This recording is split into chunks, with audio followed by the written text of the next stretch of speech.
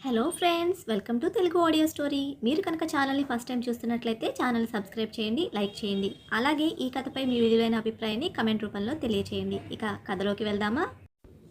మన్నించిన ప్రాణమా పార్ట్ 20 చూసే ముందు పార్ట్ 19 చూడండి. లింక్ డిస్క్రిప్షన్లో ఇవ్వడం జరిగింది.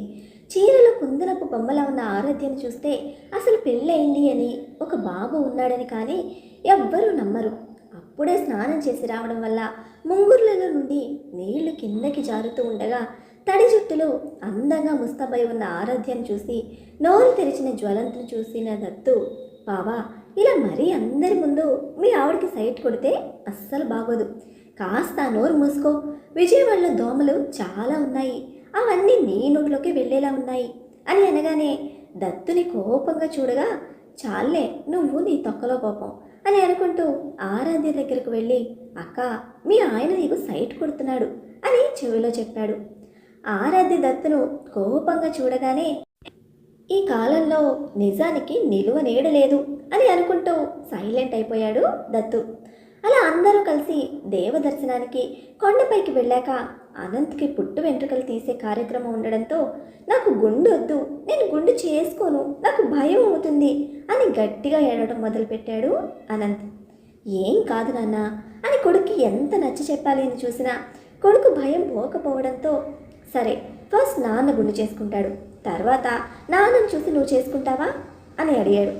ఆ మాటకు దత్తు అయితే కళ్ళు తిరిగినంతగా కింద పడిపోతూ, అత్తయ్య నాకు ఫిట్స్ వచ్చేలా ఉందే, ఏమైనా తాళం చేతులుంటే ఇవ్వవా అని అనగానే సునంద దత్తుని గట్టిగా కొట్టి, నువ్వు వాపరా, వాడు చేసే చేష్టలకే నేను షాక్తో చచ్చిపోతూ ఉంటే నీ మాటలకు ఇంకా టెన్షన్తో పోయేలా ఉన్నాను అంటూ జ్వలంతుని చూసి, ఒరే నీకు నీ హెయిర్ అంటే పిచ్చి కదరా, లాస్ట్ టైం మొక్కుంది అని చెప్పినప్పుడు కూడా 3 కత్తెర్లు ఇవ్వడానికి 3 చెరువుల నీళ్లు తాగించావు, ఇప్పుడు గుండు చేసుకుంటానంటున్నావు, మళ్ళీ నీకు వెంట్రుకలు వచ్చే వరకు నీ కొడుకు ఏమంటాడో అని నాకు భయంగా ఉంది అని సునంద గారు అనగానే, నాకు కూడా అని అన్నాడు దత్తు.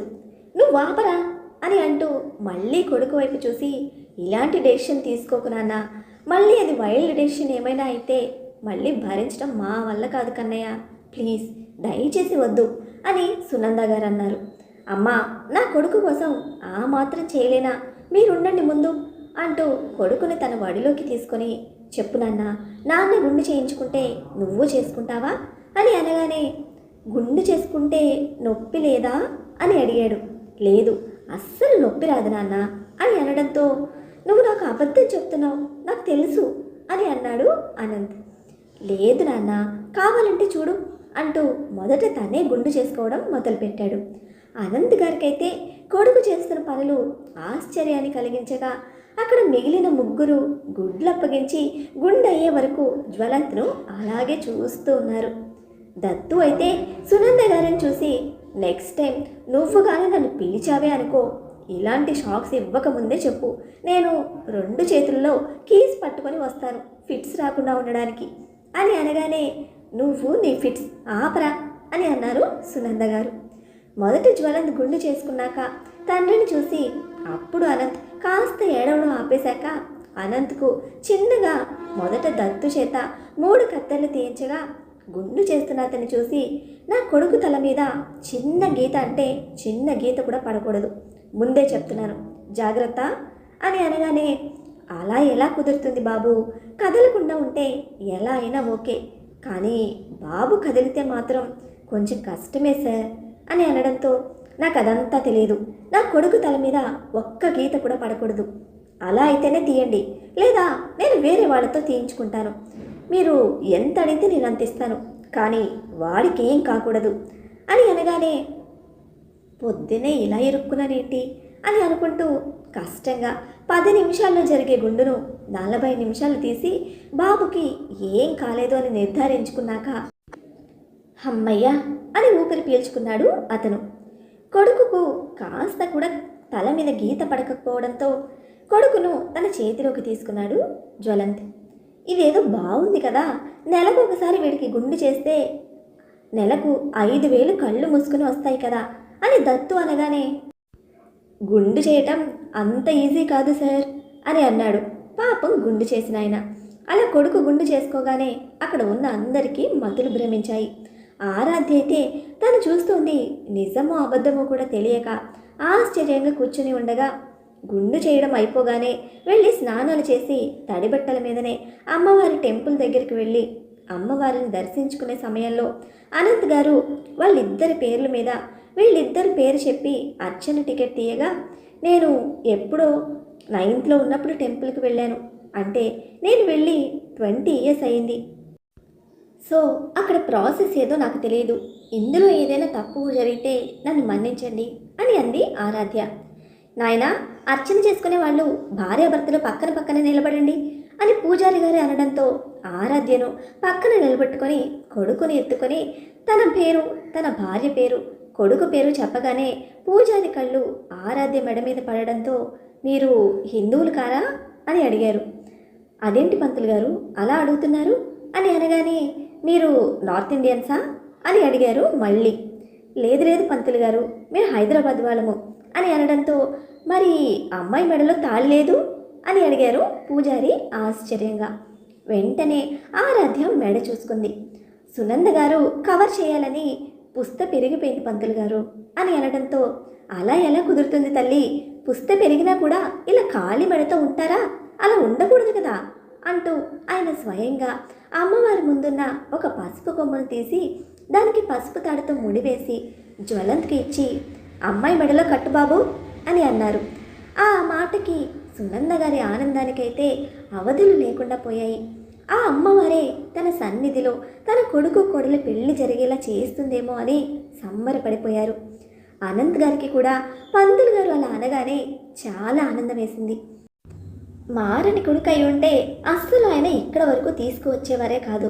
కానీ జ్వలంత్ మారటం ఆయనకు స్పష్టంగా అర్థమవుతూ ఉంటే కొడుకు కోడలు కలిసి ఆనందంగా ఉండాలి అనేదే ఆయన తాపత్రయం. మనసు మూలల్లో ఏదో ఒక చోట మళ్ళీ కొడుకు మారతాడేమో, పాతవాడిలా అయిపోతాడేమో అనే భయం వేస్తున్నప్పటికీ తన కోడలు కొడుకుతో ఉంటే ఇంకెప్పటికీ మారడు, అలాగే తన ఆలోచనల ప్రకారం తన మనవడే తన కొడుకుని పూర్తిగా మారుస్తాడు అని అన్నదానికి నిదర్శనంగా ఆ రోజు ఉదయమే జ్వలంత్ అందరికీ షాక్ ఇస్తున్నట్లుగా గుండు చేసుకోవడంతో ఆయనకు కొడుకుల మార్పు శాశ్వతంగా రాబోతోంది అని అర్థమైంది. అందుకే ఆయన కూడా వాళ్ళిద్దరి పెళ్ళి జరిగితే ఇంకా కోడలు కొడుకును విడిచి వెళ్ళిపోదు, మనవడు వాళ్లతోనే ఉంటారని ఆనందంతో ఆయన కూడా ఈ పెళ్లి జరగాలని మనస్ఫూర్తిగా కోరుకున్నారు. ఇంకా దత్తు అయితే అమ్మవారికి ఆశ్చర్యంగా చూస్తూ, మా అత్తయ్య నేను బాగా నమ్మినందుకు నీ సమక్షంలోనే మా అక్క బావ పెళ్ళి జరిపిస్తున్నావా అమ్మా, నువ్వు నిజంగా గ్రేట్, పవర్ఫుల్. నా పెళ్ళికి కూడా నేను నీ దగ్గరికే వస్తాను. ఒకవేళ నేను ఎవరైనా అమ్మాయిని ప్రేమిస్తే పెళ్లి చేసుకోలేని పరిస్థితిలో నీ దగ్గరికే తీసుకొస్తాను. నువ్వు కూడా ఇలా పంతులు గారి రూపంలో నా పెళ్లి చేయి తల్లి, నీ రుణాన్ని అస్సలు తీర్చుకోలేను. నా పిల్లలకు నీకున్న పేర్లలో కొన్ని పేర్లు పెట్టుకుంటానులే అమ్మా అని తన కోరికను అమ్మవారి ముందు విన్నవించుకున్నాడు. జ్వలంత్కి ఏం చేయాలో అర్థం కావడం లేదు. ఇప్పుడు తనున్నది అమ్మవారి సన్నిధి, పూజారి మాటలను తిరస్కరించలేడు. అలా అని ఇష్టం లేకుండా ఆరాధ్య మెడలో తాళి కట్టలేడు.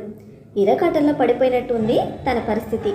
ముందు చూస్తే నొయ్యి, వెనక చూస్తే గొయ్యి, ఎలా పడ్డా నష్టమే, గొయ్యిలో పడ్డా నష్టమే, ఏం చేయాలి అని తెలియని అయోమయ స్థితిలో ఆరాధ్య వంక చూడగా తనకు కూడా ఇబ్బందిగానే అనిపించింది. అసలు ఇలా జరుగుతుంది అని తను ఎక్స్పెక్ట్ చేయలేదు.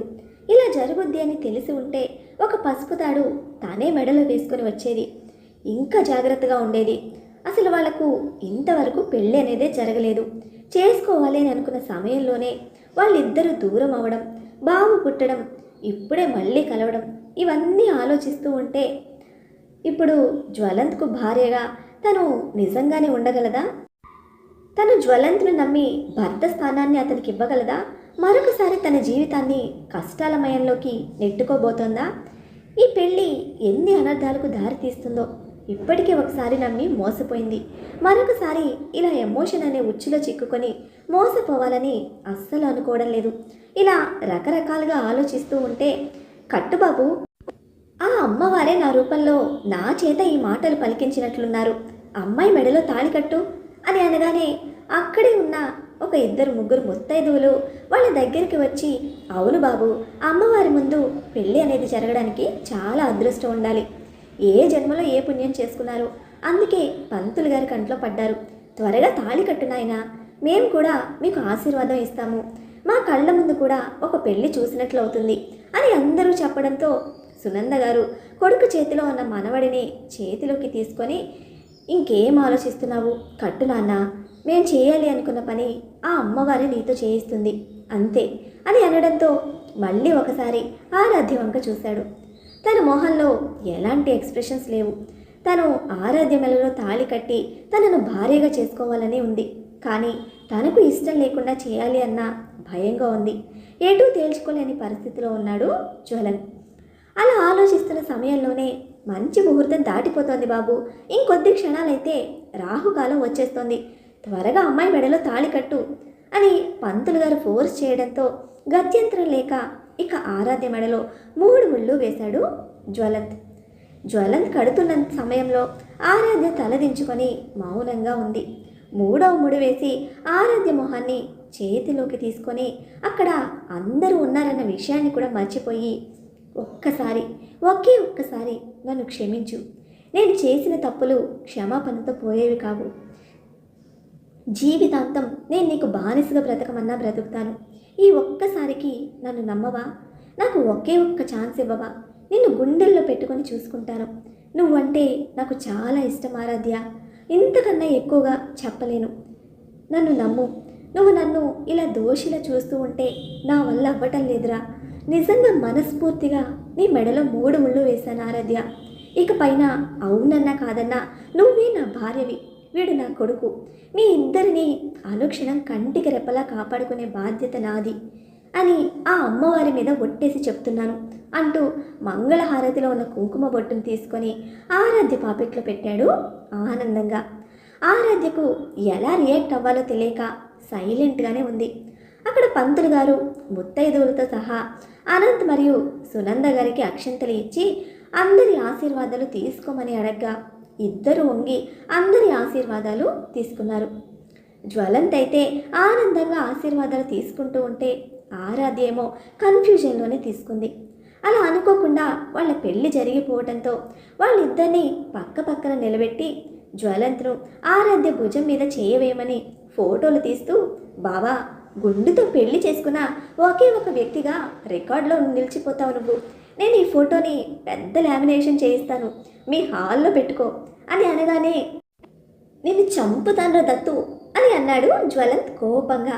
హాహాహా, పర్వాలేదు, ఇప్పుడు నీ జుట్టు నా చేతికి చిక్కింది, ఏంటి నన్ను ఎంత టార్చర్ చేసావు చెప్పు, ఇకపై నువ్వు నేను చెప్పినట్టు వినలేదే అనుకో, ఈ ఫొటోస్ని బహిరంగంగా పబ్లిష్ చేస్తాను అని అనడంతో జ్వలంత్ దత్తును కొట్టడానికి పరిగెడుతుంటే దత్తు కూడా గుడి మొత్తం పరిగెత్తాడు.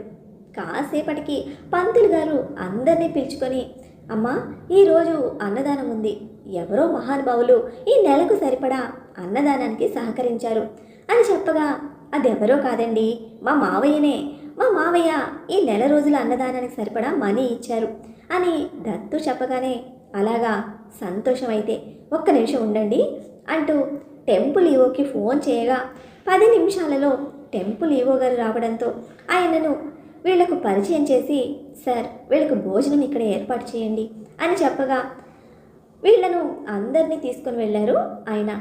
అలా గుడిలోనే తాళి కట్టేసి అక్కడే భోజనం చేసి వాళ్ళు హోటల్కి తిరిగి వచ్చాక, కాసేపు మీరు రెస్ట్ తీసుకోండి, సాయంత్రం బయలుదేరదాం అని అన్నాడు జ్వలంత్. అలాగే నాన్న అని సునంద గారు చెప్పి వాళ్ళ గదిలోకి వెళ్ళగా దత్తు కూడా సునంద గారితో వెళ్ళి, అవును, నాకు తెలిసి వడి బియ్యం, అప్పగింతలు అని ఏవో ఉంటాయి కదా పెళ్లిలో, ఇప్పుడు అక్కకు అవన్నీ ఎవరు చేయరా అని అడిగాడు. ఎందుకు చేయరు నాన్న, చేయాలి, కానీ అక్క వాళ్ళ అమ్మా నాన్నలు ఉంటే చేయాలి, అక్కకు అమ్మా నాన్నలు లేరు కదా, అందుకే అవేవీ లేవు అని అనడంతో, సరే అంటూ బయటకు వచ్చి ఒక అర్ధగంట సేపు కాల్స్ మాట్లాడి మళ్ళీ సునంద గారి దగ్గరకు వెళ్ళి, అత్తయ్య, నేను ఇప్పుడు ఒక విషయం చెప్తాను అని అనడంతో, చెప్పరా అని అంది.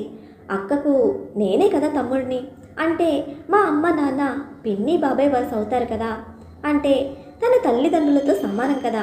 ఈరోజు ఇక్కడ నుండి మా ఇంటికి వెళ్ళిపోదాము. అమ్మ నాన్న వాళ్ళు వడి బియ్యం పోస్తారట, అవి పోసి అప్పగింతలు చేసి పంపిస్తారట అని అనగానే, ఇప్పుడు ఎందుకు నాన్న, అంత అవసరం లేదు కదా అని అన్నారు సునంద గారు. లేదు లేదు, అక్కకు నిజంగా తన పెళ్లిలో జరగాల్సినవన్నీ జరగాలి. అలా జరిగినప్పుడే వాళ్ళ మధ్య బంధం ఇంకా గట్టిగా అవుతుంది. తూతూ మంత్రంగా పెళ్లి జరిగింది అని వాళ్ళు అనుకుంటే వాళ్లకు కూడా పెద్దగా సీరియస్నెస్ ఉండదు. అందుకే వెళ్దాము అని అనడంతో, వద్దులేరా అని అన్నారు అనంత్ గారు కూడా.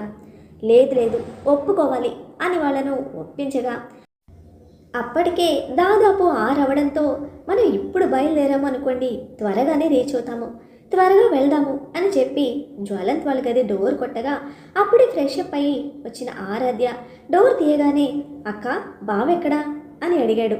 ఆయన ఫ్రెష్ అప్ అవుతున్నారు నాన్న అంది ఆరాధ్య. అవునా, నేను బావ వచ్చే వరకు వెయిట్ చేస్తాను అని చెప్పి జ్వలంత్ వచ్చాక, మనం బయలుదేరుతున్నాం బావా ఇప్పుడే అని అనగానే, అదేంట్రా సడన్గా, కాసేపు రెస్ట్ తీసుకుని వెళ్దామన్నారు కదా అని అన్నాడు జ్వలంత్. ఇలా రా బావా, నీతో ఒకసారి మాట్లాడాలి అని అంటూ జ్వలంత్ను బయటకు తీసుకుని వెళ్ళి తను అనుకున్న విషయం చెప్పగా, జ్వలంత్ కూడా 1 నిమిషం ఆలోచించి, ఎందుకు లేదత్తు, అత్తయ్య మావయ్యకు ఇబ్బంది అని అన్నాడు. ఇబ్బంది అని ఎందుకు అనుకుంటావు బావా, మా ఇంట్లో అమ్మాయి అని మేము అనుకుంటూ ఉంటే నువ్వు అలా మమ్మల్ని పరాయి వాళ్ళని చేయకు ప్లీజ్. నిజంగా మీరు మా కుటుంబానికి చేసిన దానికి ఎంత చేసినా రుణం తీర్చుకోలేము.